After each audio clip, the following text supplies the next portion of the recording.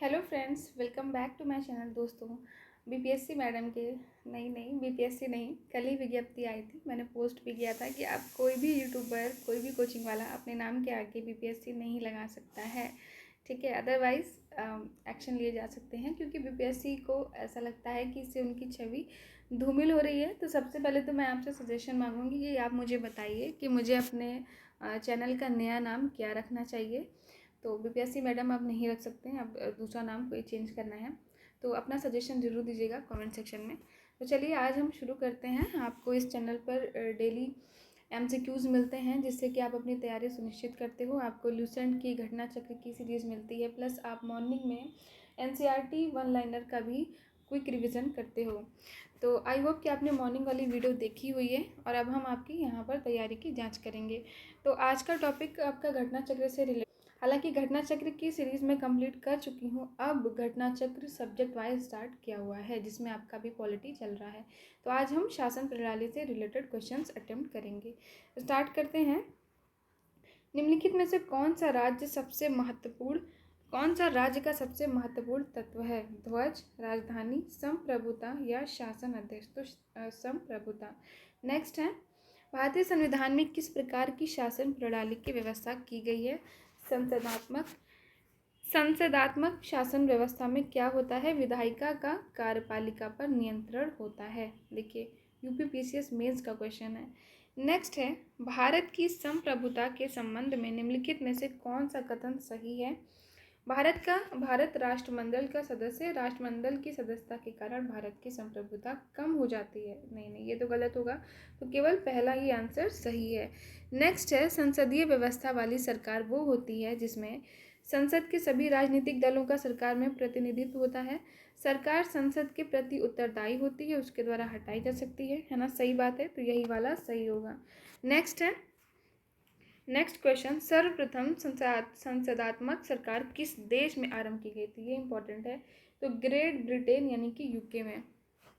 Next है, भारतीय संसदीय प्रणाली ब्रिटिश संसदीय प्रणाली से इस बात में भिन्न है कि भारत में न्यायिक पुनर्विलोकन की प्रणाली है, यानी कि जुडिशियल रिव्यू की। नेक्स्ट है, हमने ब्रिटिश मॉडल पर आधारित संसदीय लोकतंत्र को अपनाया है, किंतु हमारा मॉडल उस मॉडल से किस प्रकार से भिन्न है? जहाँ तक विधि निर्माण का संबंध है, ब्रिटिश संसद सर्वोपरि है अथवा संप्रभु है, किंतु भारत में संसद की विधि निर्माण की शक्ति परिसीमित है। नेक्स्ट, भारत में संसद के किसी अधिनियम के संशोधन की संवैधानिकता से संबंधित मामले उच्चतम न्यायालय द्वारा संविधान पीठ को भेजे जाते हैं। तो दोनों ही कथन सही हैं। नेक्स्ट है, निम्नलिखित में कौन सी भारतीय संविधान की विशेषता नहीं है? संसदात्मक सरकार, अध्यक्षात्मक सरकार, स्वतंत्र न्यायपालिका या संघात्मक सरकार? तो option B is the right answer की अध्यक्षात्मक सरकार नहीं है। भारतीय राजनीतिक पद्धति के बारे में निम्न में से कौन सही नहीं है? धर्मनिरपेक्ष राज्य, संसदीय नीति पद्धति की सरकार या संघीय नीति? तो ये तो सही है, यानी कि राष्ट्रपति पद्धति की सरकार यहाँ नहीं है। भारत में संसदीय प्रणाली की सरकार है क्योंकि मंत्री परिषद लोकसभा के प्रति उत्तरदायी होता है। नेक्स्ट क्वेश्चन, संसदीय स्वरूप के शासन का प्रमुख लाभ ये है कि कार्यपालिका विधानमंडल के प्रति उत्तरदायी बनी रहती है। नेक्स्ट क्वेश्चन, भारत के संदर्भ में संसदीय शासन प्रणाली में निम्नलिखित में से कौन से सिद्धांत संस्थागत रूप में निहित हैं? मंत्रिमंडल के सदस्य संसद के सदस्य होते हैं।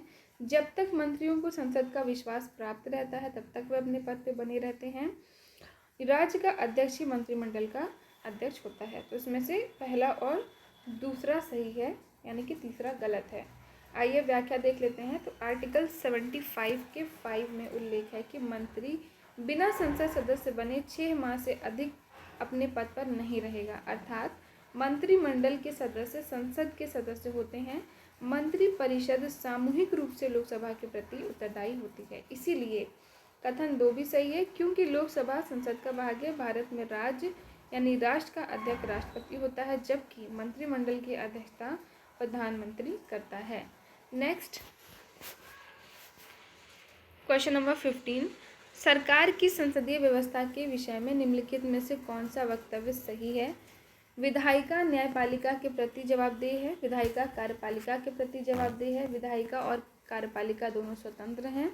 राष्ट्रपति न्यायपालिका के प्रति जवाबदेह है या उपयुक्त में से कोई नहीं या एक से अधिक। तो देखिए यहाँ पर एक से अधिक वाला आंसर। शासन प्रणाली की समानता दो पद्धतियाँ हैं, संसदीय और अध्यक्षीय। भारत में ग्रेट ब्रिटेन का अनुसरण करते हुए शासन व्यवस्था को अपनाया गया है। संसदीय शासन व्यवस्था में व्यवस्थापिका यानी विधायिका के सदस्य ही कार्यपालिका का गठन करते हैं तथा कार्यपालिका व्यवस्थापिका के प्रति उत्तरदायी होती है। संसदात्मक शासन व्यवस्था में कार्यपालिका विधायिका द्वारा नियंत्रित होती है और न्यायपालिका कार्यपालिका एवं विधायिका के कार्यों की न्यायिक समीक्षा कर सकती है। राष्ट्रपति न्यायपालिका के प्रति जवाबदेह नहीं होता, इसलिए ऑप्शन ई सही है। नेक्स्ट है, निम्नलिखित कथनों में से उस एक को चुनिए जो मंत्रिमंडल स्वरूप की सरकार के अंतर्निहित सिद्धांत को अभिव्यक्त करता है। तो सरकार के जनता के प्रति सामूहिक उत्तरदायित्व को सुनिश्चित करने के संसदीय लोकतंत्र की क्रियाविधि। नेक्स्ट है, राष्ट्रपति पद्धति में समस्त कार्यपालिका की शक्तियाँ निहित होती हैं। तो राष्ट्रपति में। नेक्स्ट है, भारत में राजनीतिक व्यवस्था के मूलभूत लक्षण हैं। ये एक लोकतांत्रिक गणतंत्र है, इसमें संसदात्मक रूप की सरकार है, सर्वोच्च सत्ता भारत की जनता में निहित है। ये तीनों ही सही हैं। ये एक एकीकृत शक्ति का प्रदान करती है, ये गलत है। नेक्स्ट, निम्नलिखित कथनों पर विचार करना है। भारत एक लोकतांत्रिक राज्य व्यवस्था है। भारत एक प्रभुत्व संपन्न राज्य है। भारत में लोकतांत्रिक समाज है और भारत एक कल्याणकारी राज्य है। यानी कि सारे ही ऑप्शन सही हैं। Option D is the right answer. निम्नलिखित में कौन सी विशेषता भारतीय राजतंत्र की नहीं है? कि ये एक संविधान संगत सरकार, लोकतांत्रिक सरकार, विधि का शासन या सत्तावादी सरकार। तो सत्तावादी सरकार नहीं है। केंद्र सरकार और राज्य सरकार को प्राधिकार प्राप्त होता है भारतीय संविधान से। निम्नलिखित कथनों पर विचार करना है, कूट और कारण बताना है। तो भारत एक लोकतांत्रिक देश है, बिल्कुल सही बात है। भारत का अपना एक संविधान है, ये भी सही बात है और ये इसकी व्याख्या भी है। तो option B is the right answer. Next, निम्न में कौन सुशासन की व्यवस्था की विशेषता नहीं है? जवाबदेही, पारदर्शिता, कानून का नियम या लाल फीताशाही। तो लाल फीताशाही सुशासन की विशेषता नहीं है। सुशासन की विशेषता क्या है? हिस्सेदारी, जवाबदेही, पारदर्शिता, कानून का नियम, सर्वसम्मति से निर्णय लेना, दक्षता एवं प्रभावशीलता। कल्याणकारी राज्य यानी वेलफेयर स्टेट का उद्देश्य क्या है? कमजोर वर्ग के कल्याण का प्रबंध करना। ये इंपॉर्टेंट है, हालांकि सिंपल भी है। नेक्स्ट है, राज्य हर जगह है, ये अंतराल शायद ही कोई छोड़ता है, ये वक्तव्य किस धारणा की व्याख्या करता है? तो राज्य हर जगह है, डेफिनेटली कल्याणकारी राज्य की बात की जा रही है। निम्नलिखित में से कौन सा एक भारतीय संविधान का दर्शन नहीं है? कल्याणकारी राज्य, समाजवादी राज्य, राजनीतिक समानता या साम्यवादी राज्य। तो ऑफकोर्स साम्यवादी राज्य नहीं होगा। नेक्स्ट, निम्नलिखित कथनों में कौन सा सही है? भारतीय संविधान अध्यक्षात्मक है, भारत एक नाममात्र का राजतंत्र है, भारत एक कुलीन तंत्र है, भारत एक संसदात्मक प्रजातंत्र है। तो यही वाला आंसर सही है। नेक्स्ट, भारत में राजनीतिक सत्ता का प्रमुख स्रोत कौन सा है? तो जनता है। निम्नांकित में से कौन एक अध्यक्षात्मक शासन प्रणाली का आधारभूत तत्व है? तो अध्यक्षात्मक शासन प्रणाली का आधारभूत तत्व एकल कार्यपालिका है। नेक्स्ट, निम्नलिखित में से कौन सा सही है? अध्यक्षात्मक शासन प्रणाली की विशेषता है। तो कार्यकारिणी का प्रमुख राष्ट्रपति होता है, राष्ट्रपति अपने मंत्री परिषद का चयन स्वयं करता है, राष्ट्रपति व्यवस्थापिका को भंग नहीं कर सकता। ऊपर वर्णित सभी तथ्य सही हैं। तो सभी बातें बिल्कुल सही हैं। अध्यक्षात्मक शासन का उदय सर्वप्रथम किस देश में हुआ था? यूगोस्लाविया, मिस्र, स्विट्जरलैंड या संयुक्त राज्य अमेरिका। तो अमेरिका में। नेक्स्ट है, भारत में प्रजातंत्र इस तथ्य पर आधारित है कि संविधान लिखित है, यहाँ मौलिक अधिकार प्रदान किए जाते हैं, जनता को सरकार को चुनने और बदलने का अधिकार है। ऑफ कोर्स इसी को तो प्रजातंत्र कहते हैं। तो option C is the right answer. Next, question number 33, लोकतंत्र का उत्कृष्ट गुण ये है कि वो क्रियाशील बनाता है साधारण पुरुषों और महिलाओं की बुद्धि और चरित्र को। नेक्स्ट, भारत एक गणतंत्र है, इसका क्या अर्थ है? तो भारत में वंशानुगत शासन नहीं है, ठीक है, बल्कि हम अपनी सरकार खुद चुनते हैं। भारत एक गणतंत्र है जिसमें अंतर्निहित है, राज्य का अध्यक्ष निर्वाचित होता है। नेक्स्ट, निम्नलिखित में से किनसे विनिर्धारित होता है कि भारत का संविधान परिसंघीय है? तो केंद्र और राज्य के बीच शक्तियों के वितरण से। नेक्स्ट है भारतीय संविधान कैसा? ये भी मोस्ट इम्पॉर्टेंट है, हालांकि सिंपल भी है और at the same time confusing भी है।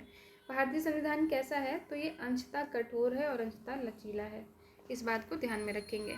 नेक्स्ट है भारत की संसदीय प्रणाली ब्रिटेन की संसदीय शासन प्रणाली में अंतर का बिंदु निम्नलिखित में से कौन सा है? तो न्यायिक समीक्षा, अभी हमने ऊपर में भी देखा था, जुडिशियल रिव्यू की बात की गई थी। निम्न कथनों पर विचार करिए। भारत के संविधान में एक संघीय प्रणाली का प्रावधान है, उसने एक बहुत शक्तिशाली केंद्र की रचना की है। तो दोनों ही बात ये बात तो सही है, लेकिन स्पष्टीकरण नहीं है। दोनों सही है, लेकिन RA का सही स्पष्टीकरण नहीं है।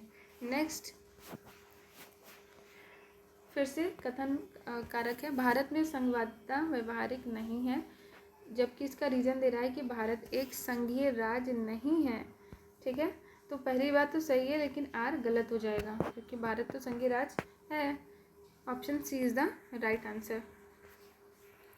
भारतीय राज्य व्यवस्था में निम्नलिखित में से कौन सी अनिवार्य विशेषता है जो दर्शाती है कि उसका स्वरूप संघीय है? तो न्यायपालिका की स्वतंत्रता सुरक्षित है, इस बात से। नेक्स्ट है निम्न में से कौन एक भारत के संविधान का लक्षण संघीय लक्षण नहीं है? तो एक हरी नागरिकता। नेक्स्ट बाकी केंद्र और राज्य के बीच शक्ति का बंटवारा है, पूर्ण रूप से लिखित संविधान है और स्वतंत्र न्यायपालिका, ये संघ का लक्षण है। नेक्स्ट है भारतीय संघीय व्यवस्था में कौन से एकात्मक तत्व पाए जाते हैं? लिखित संविधान, कठोर संविधान, संविधान की सर्वोच्चता, राज्यपाल की नियुक्ति, शक्तियों का विकेंद्रीकरण, राज विधेयकों पर राष्ट्रपति की स्वीकृति, संवैधानिक संकट और एक सर्वोच्च न्यायालय। तो इनमें से राज्य की नियुक्ति, राज विधेयकों पर राष्ट्रपति की स्वीकृति और संवैधानिक संकट। नेक्स्ट है नेक्स्ट क्वेश्चन, इनमें से कौन भारतीय संघीय व्यवस्था में एकात्मक तत्व हैं? शक्तियों का विकेंद्रीकरण, राज्यपाल की नियुक्ति, राज्यसभा में असमान प्रतिनिधित्व, न्यायिक पुनर्विलोकन, अखिल भारतीय सेवाएं, द्विसदनात्मक व्यवस्थापित। तो इनमें से राज्यपाल की नियुक्ति, राज्यसभा में असमान प्रतिनिधित्व और अखिल भारतीय सेवाएं। नेक्स्ट है भारत में संघीय व्यवस्था से संबंधित निम्न कथनों में से कौन सा सही है? तो इसमें से संविधान शासन की मूल संरचना के लिए एक संघीय व्यवस्था की प्रस्तावना है और एकात्मक झुकाव का है, जिसमें सशक्त मिश्रण है। ये दोनों ही सही हैं। बाकी दोनों संघ और राज्य विधायिका प्रभुत्व संपन्न है, ये गलत है। विधायिका वित्तीय और न्यायिक शक्तियां संघ तथा उसकी इकाइयों के मध्य विभाजित कर दी गई, ये भी गलत है। नेक्स्ट है निम्नलिखित विशेषताओं में से केंद्रीय शासन व्यवस्था के लिए कौन सही नहीं है? त्वरित निर्णय, लचीलापन, बड़े देश के लिए आदर्श, कानून की एकरूपता या एक से अधिक या कोई नहीं। तो ऑप्शन C नहीं होगा। नेक्स्ट है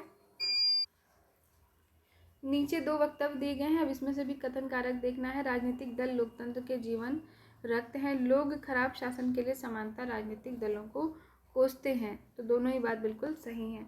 नेक्स्ट है भारत में दल विहीन प्रजातंत्र किसने प्रस्तावित किया था? तो इसमें से CD दोनों सही आंसर है। नेक्स्ट है भारत का राष्ट्रपति परोक्षता निर्वाचित होता है, भारत में संसदीय प्रणाली को गणतंत्रवाद के साथ जोड़ा गया है। तो दोनों ही बिल्कुल सही बात है। अब कथन कारक वाले क्वेश्चन हम छोड़ देते हैं, एक जैसे क्वेश्चन से रिपीटेड हो रहे हैं। नेक्स्ट क्वेश्चन देखते हैं। निम्नलिखित में से कौन सा भारतीय संघ राज्य पद्धति की विशेषता नहीं है? भारत में स्वतंत्र न्यायपालिका है, केंद्र और राज्य के बीच शक्तियों का स्पष्ट विभाजन किया गया है, संघबद्ध होने वाली इकाइयों को राज्यसभा में असमान प्रतिनिधित्व दिया गया है, ये संघबद्ध होने वाली इकाइयों के बीच एक सहमति का परिणाम है। तो ये नहीं है। नेक्स्ट अगेन कथन कारक छोड़ देते हैं। भारतीय संविधान की प्रकृति क्या है? तो भारतीय संविधान की प्रकृति में संघीय किंतु भावना में एकात्मक, यानी कि प्रकृति में ये संघीय है लेकिन भावना में एकात्मक है। भारतीय संघवाद को सहकारी संघवाद किसने कहा था? G. ऑस्टिन ने कहा था। किसने कहा था कि भारत अर्ध संघात्मक राज्य है? ये इंपॉर्टेंट है। तो ये KC वेयर ने कहा था। नेक्स्ट है विधि और स्वाधीनता के बीच सबसे उपयुक्त संबंध को निम्नलिखित में से कौन प्रतिबिंबित करता है? तो यदि विधि नहीं है तो स्वाधीनता भी नहीं है। नेक्स्ट है भारतीय संविधान के विषय में निम्नलिखित कथन निम्न में से किसका है। भारतीय संविधान अधिक कठोर तथा अधिक लचीले के मध्य एक अच्छा संतुलन स्थापित करता है। तो ये भी केसी वेयर का कथन है, इंपॉर्टेंट है, ध्यान रखेंगे। निम्नलिखित में से किसका कथन है कि संविधान को संघात्मक के तंग ढांचे में नहीं ढाला गया है। ये BR अम्बेडकर का कथन है। नेक्स्ट है निम्न में से कौन विकास प्रशासन की अवधारणा से संबंधित है। तो ये फ्रेड W. रिक्स हैं। निम्न में से कौन सा एक चिंतक लोक प्रशासन तथा निजी प्रशासन में समानताओं का समर्थक है। Henry Fayol. मिथकों और कहावतों के रूप में प्रशासन के सिद्धांतों को किसने अस्वीकार किया है। हर्बर्ट साइमन ने। नेक्स्ट, यदि हमारी सभ्यता विफल होती तो ये मुख्यतः प्रशासन के ध्वस्त होने के कारण। तो ये भी WC डॉनहम द्वारा है। नेक्स्ट है गणतंत्रीय अवधारणा से संबंधित निम्न में से कौन एक नहीं है। तो सर्वोच्च, देखो, एक राज्य जिसमें जनता सर्वोच्च हो, सर्वोच्च शक्ति निर्वाचित प्रधान में निहित हो, सर्वोच्च शक्ति एक राजा के समान एक ही व्यक्ति में निहित हो, एक ऐसी सरकार जो जनता द्वारा निर्वाचित प्रतिनिधियों की हो। तो ऑप्शन सी नहीं हो सकता, एक ही बात की जा रही है, तो ये गलत होगा। ठीक है, अगर आपको आंसर ना भी पता हो तो आप इस तरह से एलिमिनेट करके गेस भी कर सकते हो। नेक्स्ट, निम्न में किनको विधि के शासन के प्रमुख लक्षण के रूप में माना गया है। शक्तियों का परिसीमन, बिल्कुल सही बात है। विधि के समता, ये भी सही बात है। सरकार के प्रति जन उत्तरदायित्व नहीं, स्वतंत्रता और नागरिक अधिकार, बिल्कुल सही बात है। परिभाषा से संवैधानिक सरकार का अर्थ क्या है। सीमित सरकार। नेक्स्ट, राष्ट्रीय प्रतीक। अभी इधर भी एक क्वेश्चन, भारतीय संघवाद में विविधताओं में एकता को प्रोन्नत करने हेतु निम्न में से किन संस्थाओं को आवश्यक माना गया है। अंतरराज्य परिषद और राष्ट्रीय विकास परिषद, वित्त आयोग एवं क्षेत्रीय परिषद, एकल न्यायिक व्यवस्था और अखिल भारतीय सेवा, या सभी। तो उपरोक्त सभी is the right answer. Next, निम्न में से किस दशक में भारत की संसदात्मक व्यवस्था केंद्रीयता से संघवाद की ओर खिसकी थी। तो 1970 के दशक में। अब नेक्स्ट, राष्ट्रीय प्रतीक से हम कल पढ़ेंगे। आज के लिए इतना ही। अब वीडियो पसंद आई हो तो लाइक और शेयर ज़रूर कर दीजिएगा, और हाँ, चैनल का नाम ज़रूर सजेस्ट करते जाइएगा। Thank you so much for watching my video.